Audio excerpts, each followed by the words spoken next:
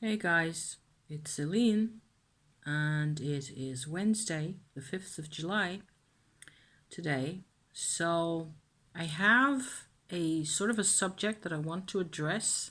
I want to present my thoughts to you about, but maybe I need to first, get a bit more of a handle on what it is that my life is doing at the moment. Because I don't really know what my life is doing, and it's kind of strange and different somehow. It's also very stormy weather, so we're going to have the sun coming in and out. This is the sun-like situation, and there will be moments where the sun is suddenly gone because big clouds and lots of wind and rain occasionally as well. So otherwise completely fine. I just have had over the past 2 weeks I haven't been on my channel, for which I am sorry.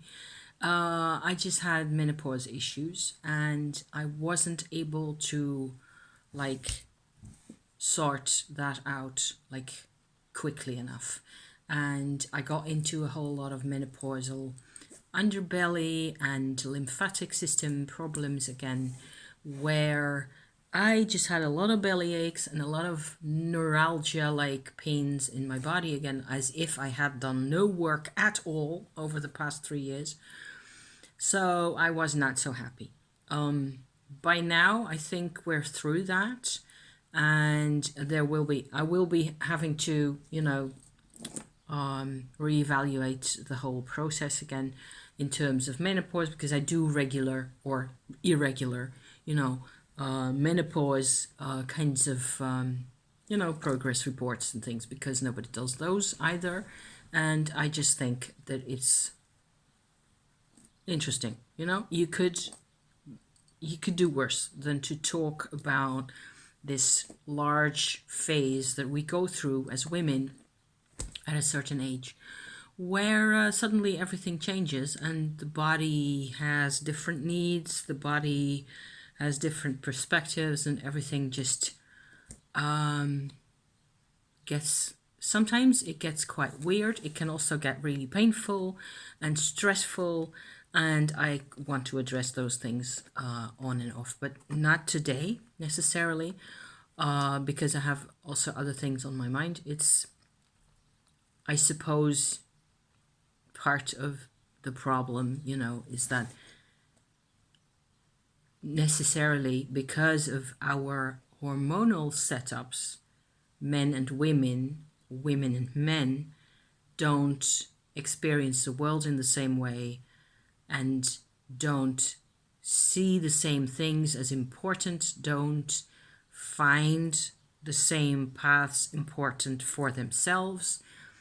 And so a whole lot of relationship issues, can come out, I think, basically have the root in this situation that we think as humans that our partners are different, more different from us.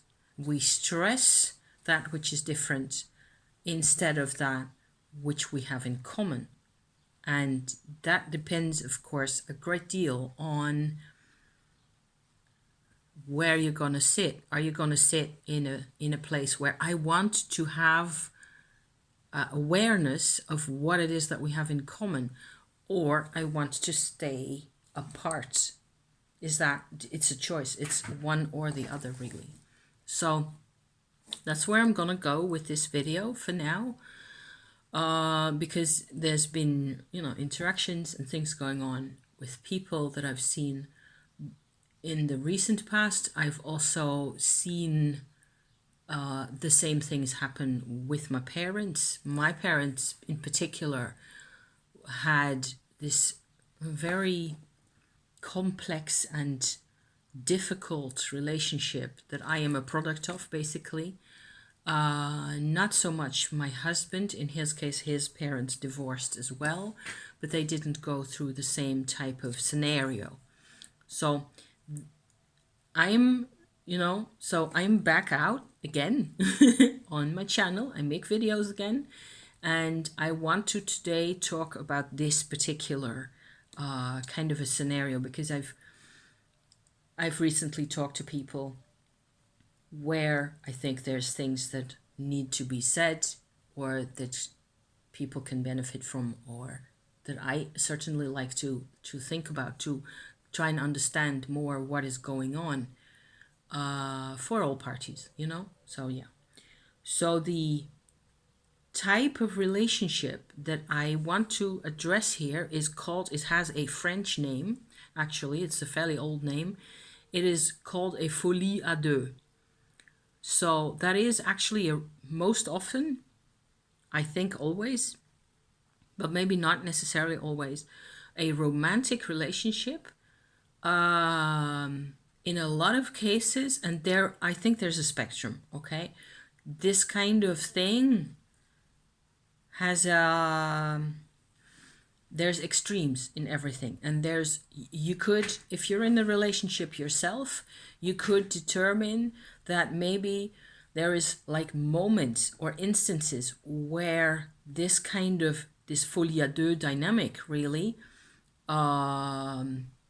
is active in your relationship at one point or another, and not in a lot of other points. Okay, so that's possible. That I think that's possible, that there is a 10% kind of a, and I think we have as a society a relationship, a belief that there is something interesting and desirable about the folie à deux.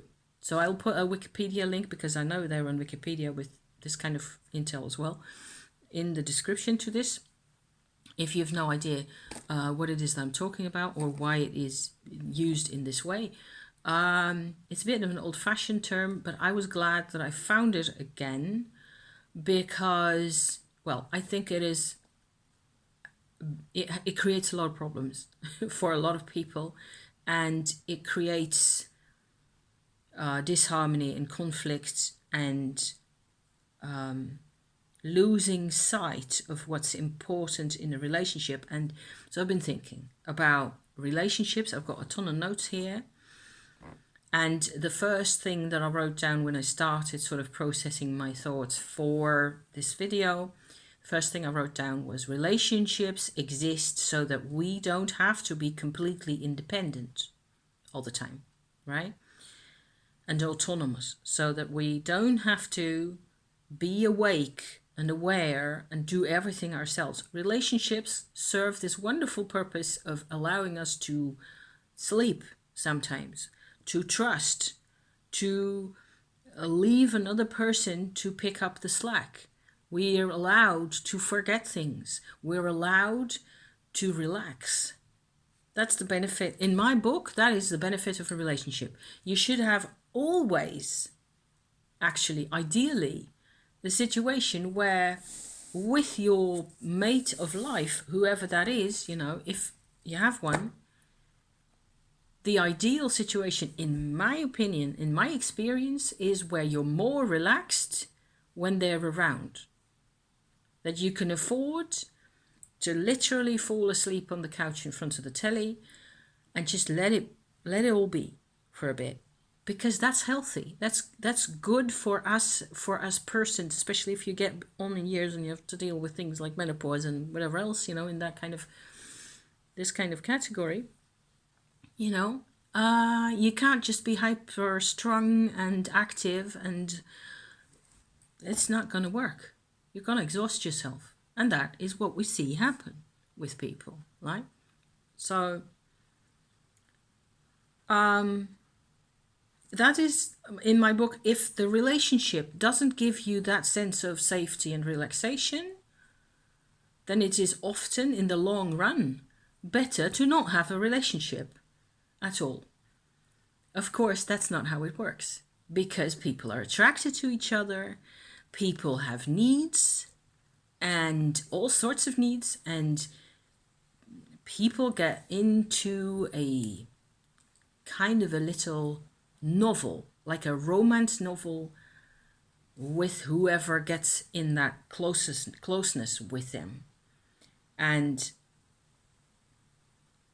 So we're not meant to only have stability and predictability in our lives.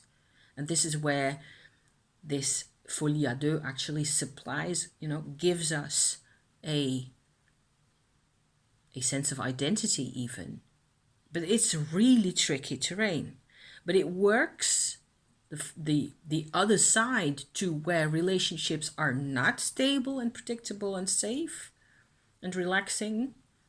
The other side is the side of excitement and adventure and needs being met. Okay, so there's loads of maps of needs on the internet. Even if you type in human needs, you will get more information than you can ever process about connection, how there's a need for having meaning in your life, there's a need for human support, sex, food, safety, all those are basically needs.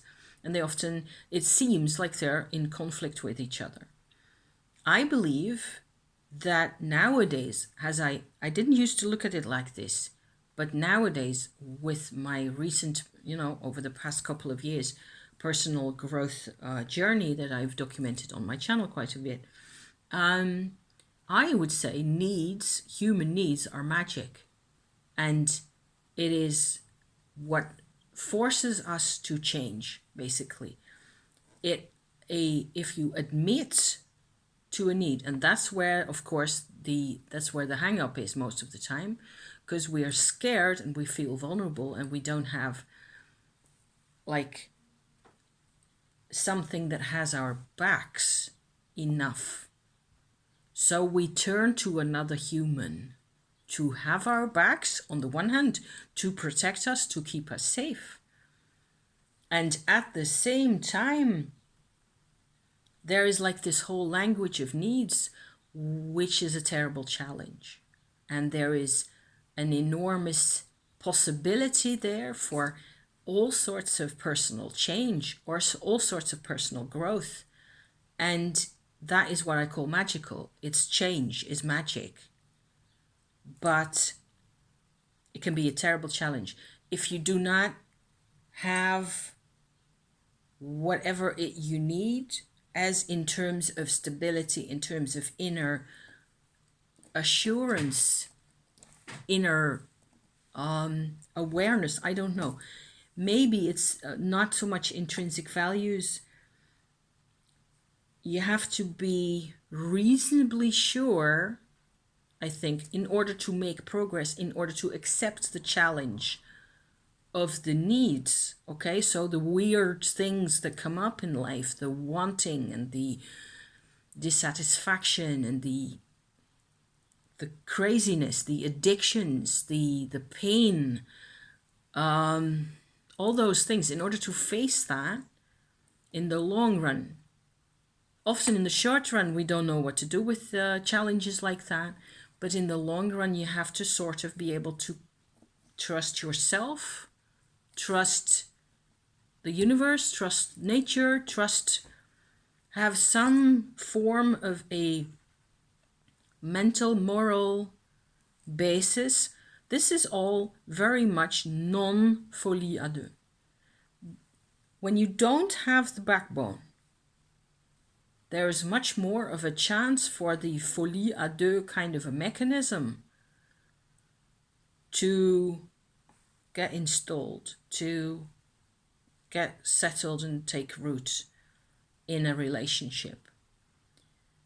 And so there's dependence, there's needs, but there is no sense of we are going to keep track of things. We are going to make sure there's as many positive experiences as there are negatives. We are going to support each other, and so on and so forth. See where I'm going with this? So I might have started off by describing what a folie à deux looks like. I think myself, my parents' relationship was a sort of a textbook example of that going on, where actually my parents were seemingly okay with each other, where what happened was that my mom did what my dad wanted always, and she didn't really have any opinions. They fought on a regular basis, I think, but she ended up not talking too much and not saying too much. It was always him going for her, and she resented it. And then I was born. Okay, so they stuck together. They had this MO where as long as it was just the two of them, it seemed to work. However, I have listened to both of their reports of the relationship, of the way things went, the way they behaved towards each other. And by now, I don't think there was one healthy minute in those 18 years that they have been together. And the last 6 years was when I was around, were a complete and utter nightmare, where this is what happens, okay, when a folie à deux actually gets a child, even a couple, cis hetero couple in this particular case. I do believe that it is something you will find more often in cis het, standard, traditional male-female kinds of relationships, but I'm not completely 100% sure, because a lot of the problematic ways of not dealing with one's own needs, basically, which is what's going on here, aren't limited to cis het relationships at all. Why or people who identify as traditionally AFAB, or the other one, whatever it is, male at birth, to traditional identities. So you can still be, I think it's going to be, as the world is going, and as we are seeing more and more chaos and more media frenzy and more every day, every year, it's like nothing seems to ever, there doesn't seem to be a point, which is to me rather scary and depressing sometimes.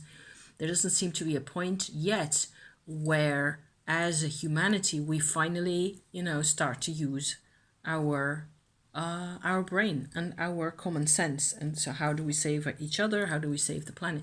It just doesn't seem to be happening as yet. It is more, what gets thrown at us is more madness, more instability, more fear, more anger. And the people who are growing up now are even more destabilized and even more unsure of everything than we were as we were growing up. And we were already, at a loss how to deal with our lives. So I think you need strength to deal with all those things. You need to be able to, I was going to define the whole folie à deux situation a bit more, where what happens is, I think the characteristics for this kind of relationship is that people are obsessed with each other, which is mainly noticeable to other people. So people who are outside the relationship will be able to tell much more easily whether there's a folie à deux going on. And 10% or 20% of this kind of high romance ideals and interactions and, being all over each other and being very in love and very fond of each other and all those kinds of things, that's not my problem, okay? I don't have a problem with that. Where it gets a folie, so in French, a folie à deux means madness for two. I should have said that at the beginning, of course. Yeah, here I am, I'm just rambling on about this. It means madness for two. It means a two-person madhouse, really, or insane situation. So what you get is people are obsessed with each other. And there's a situation often involving narcissism and gaslighting, maybe often mutual gaslighting going on at the same time, but in different modes, different language systems. So that's the thought to be having, where what happens, the result of that is that these people can't live inside the relationship in the long run, because there's a lot of counterproductive stuff going on inside the relationship, and they also cannot live outside the relationship. This is what I've been seeing, and sometimes people manage to make this work. Sometimes people, a lot of times, marriages, marriage is nuts.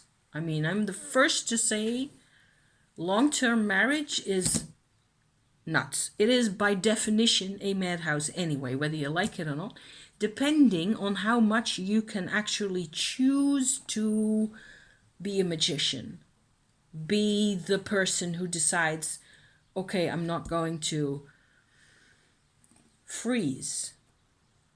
A folie à deux is a frozen situation. I'm just coming up with this as I sit here. I haven't written that down.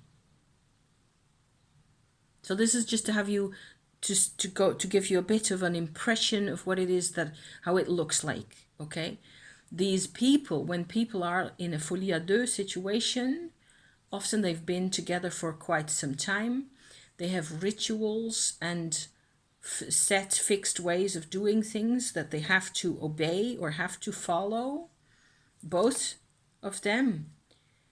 And probably a lot of the time, I would say one of the two people is the instigator of the folie à deux, of the getting smaller. If you have two people, you should ideally, in my book, have twice the perspectives. Yeah? You should have twice, at least, maybe 240%. Every perspective should add on to each other. There should be a plus plus, a win-win going on. And that's possible. I mean, it happened for me and my husband, but we did things differently because we had seen what happens, and I hadn't even understood any of it. When I met my husband, I was 21 years old, and I had my guts knew, but I didn't. I was illiterate in terms of what relationships are like and what humans are like and what I needed or what he needed. I had no clue. But the assumption that we had, which was like a very different approach to what is given in society, which is why I think this is a problem, which is why I make this video, okay? Our assumption and my assumption in our relationship was that my husband and I had more in common, actually, in terms of experiences, in terms of painful experiences, memories, struggles with things, with people, with ourselves, with more in common than we were different, there were more things bringing us together. All the pain and the misery and the loneliness and the crap that we experienced as kids brought us together because it was the same, okay? And that is my big deal for today, that I absolutely wanted to into the internet today to whomever it may concern, you know. We've always lived on the assumption that we had more in common than we had separating us, than we had different. And that if there is something, okay, we have astrological qualities, both my husband and I, that sort of make this easier for us. If we hadn't had those qualities, we never would have gotten together, because I would never, I can promise you this, with my background and my inner makeup and things like that, I would not have said yes to a partner, to a life partner at all, ever, if I hadn't met somebody who was compatible. So you have to have this basic compatibility. But if you have that compatibility, that doesn't mean that it's going to work. Very often, what emerges is like a mechanism that is actually controlling everybody. And I believe this is a tribal mechanism. It is a mechanism that exists, that has existed for 10,000 years, which is always about the difference between people, the difference between men and women, for God's sake, you know? Everybody will agree. If you just yank 10 people off the street, they will agree that men and women are so different. Don't have to be. Not psychologically and not emotionally and not in terms of needs. They're not different at all. We all need to be safe. We all need to be, etc. You know, those things.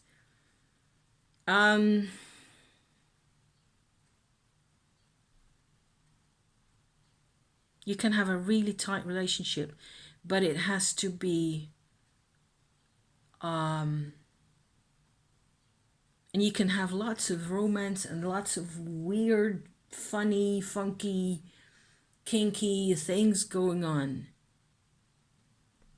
And that can be really satisfying, and you can be, you know, giving you lots of freedom. And if that's what you need, then that's what you have to get. Freedom is important. I think as a society, we're all really struggling. And by society, I mean basically every human being on the planet, even though we're in different, you know, time zones, maybe, you know, with respect to these kinds of things in other countries or in developing countries, if that's still the right term, I don't know. There's lots of other needs that need to be addressed first. But the idea, I think this is my fundamental contribution for today, is that I want us to stop thinking that we are so different and that a woman's needs and a man's needs have to necessarily be completely different. I don't think they are. I think they're nearly identical. There may be a couple of, you know, details in the physical realm which are different. Yes, okay, admittedly. I will grant you that. But if your basic assumption is we are the same, you and I, and so we struggle, so I admit that you struggle, I can see you. Isn't that what we all want to hear? Then if it has been too long, of course, if we have traipsed around this planet for 50 years like I have, you know, with nobody who ever cared. My husband didn't understand me. I didn't understand myself. I didn't understand him. This has all been rather recent. My making videos is also rather recent in my perspective of how many years I've been around here. You know, it's all been a fairly recent development that I understand anything. But the assumption was always there that we would have the capability of connecting, of knowing that the other person is just as messed up as I am. And often for more or less the same reasons. The storyline may be different. The number of people involved in the storyline may be really different. In the long run, it's always the same, you know? So that's how I look at it. Let me pause for a second and think and read here.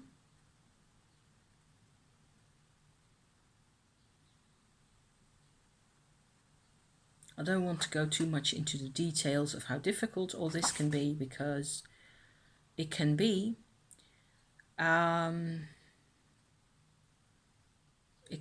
It will be unworkable. A folie à deux is by definition unworkable, because it isn't based on cooperation. The only way that a relationship makes sense to an adult human being, whether male or female, is when there's cooperation. And if there's no cooperation, you're fucked. Or not, depending on how you look at it.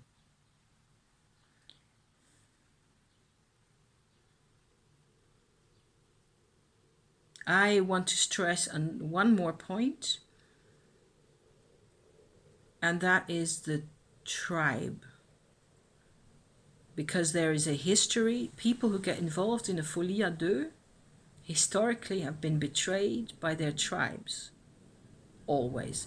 It is their thing they have in common. My parents, okay, were my go-to database for this kind of stuff, were deeply, intensely betrayed by their tribes, by their families, their parents, their grandparents, by the wars that happened, the Second World War at that time, you know. as children. And there was no room whatsoever for them to have, my parents didn't have a chance of having a productive life where cooperation between people might exist, and might lead to results. It was a battle. It was a constant battle for all of them. If that was the case for my parents, who were born in 1934, both of them, I'm saying this because it places probably, you're either my generation or you're a generation younger as you watch me here. You can see that this betrayal, it goes across the board, across the nations. It doesn't matter whether you were Dutch or English or German or American. Betrayal is everywhere, okay? Betrayal was there in their parents' lives. They didn't even have a concept of a personal life. I don't think my parents had any concept of them having a personal life. So they couldn't give it to me either. But I needed it. So I had to invent the concept, to just come up with the idea, which is what I do, gladly. I like having new ideas. But I still find it really disturbing that it was so difficult, because I'm a Leo and I don't think making, all this effort should produce some kind of result, and we should all benefit from the results of all this work. No, which I think is huge betrayal. All this work, all this effort, all this seriousness, all this, intentness on things, and it was just all a huge fail. In my parents' lives, in my grandparents' lives, in their parents' lives, as far as I can go back, betrayal was common fare. And a folie à deux, coming back to that, in that kind of relationship, my parents certainly showed this. It was the relationship and the weird shit that they did and how they behaved with each other. It was their moment, their opportunity to be different from the tribe, to be very easy to understand. I can understand from where I'm sitting now that they wanted that. They wanted to identify with each other.